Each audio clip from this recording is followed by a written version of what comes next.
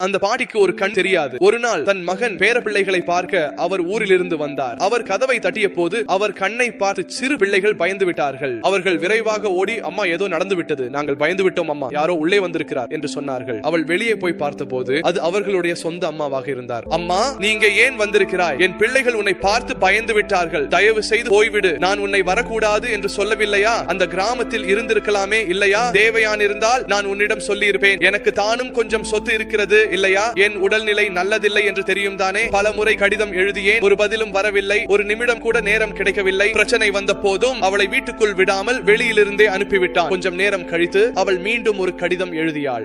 எனக்கு உடம்பு சரியில்லை, உன்னை ஒரு முறை பார்த்து பேச ஆசை, நீ வந்து என்னை ஒரு முறை பார்த்து போவாயா? அந்த கடிதத்தை பார்த்த பிறகும் அந்த மகனின் மனம் உருகவில்லை. அவன் வெறும் அவள் எப்படி இறக்க வேண்டுமோ அப்படியே இறந்து விடட்டும் என்று சொல்லிவிட்டு அவளை விட்டுவிட்டான். சில நாட்கள் கழித்து அந்த முட்டாளிடம் ஒரு கடிதம் சென்றது. மகனே, உன் அம்மா இறந்த போதும் நாங்கள் உன்னை அழைத்தால் வருவாயோ என்று நினைத்தோம். ஆனால் நீ போனுக்கும் பதில் சொல்லவில்லை. எல்லா இறுதி கிரியைகளையும் நாங்களே செய்தோம். உன் அம்மா என் மகனுக்காக என்று சொல்லிக்கொண்டே அந்த வீட்டை உனக்காக விட்டு சென்றார். வா, சொத்து பத்திரங்களை எடுத்துக்கொள். அவனுக்கு அம்மா வேண்டாம், ஆனா அம்மாவின் சொத்து வேண்டும் என்பதால் அவன் வந்தான். அவன் கதவுகளை திறந்து உள்ளே சென்ற போது மேசையில் ஒரு கடிதம் இருந்தது. இந்த கடிதம் என்ன என்று அவன் நினைத்தான். அதை படித்த போது அது அவன் அம்மா எழுதிய கடிதம் என்று தெரிந்தது. என் அன்பு மகனுக்காக உன் அம்மாவிடம் இருந்து நான் எப்போதும் உன்னிடம் இதை சொல்லணும் என்று நினைத்தேன். நான் சொல்ல விரும்பவில்லை, ஆனாலும் சொல்லாமல் இருந்தால் தவறு செய்யும் போல இருக்கும். அதனால இப்போது சொல்றேன். நீ பள்ளிக்கு போகும்போது நீ சென்ற ஆட்டோவுக்கு ஒரு விபத்து நடந்தது. ஒரு கண்ணாடி துண்டு உன் கண்ணில் குத்தி நீ அதை இழந்தாய். நீ ஒரு கண்ணுடன் பள்ளிக்கு செல்லும் போது உன்னை சுற்றியுள்ளவர்கள் உன்னை அவமானப்படுத்தி கேலி செய்வார்கள். அவர்கள் உன்னை அவமானப்படுத்துகிறார்கள் என்று அழுது கொண்டே என்னிடம் வருவாய். நான் உன்னை பல மருத்துவர்களிடம் அழைத்துச் சென்றேன். ஆனால் அவர்களில் எவராலும் உன் கண்ணை சரி செய்ய முடியவில்லை. ஆனால் ஒரு மருத்துவர் யாராவது ஒரு கண் தானம் செய்தால் என்று சொன்னார். அந்த கண் உனக்கு கொடுக்க வாய்ப்பு இருக்கிறது என்று அவர் சொன்னார். குழந்தை, ஆனால் கண் தானம் செய்ய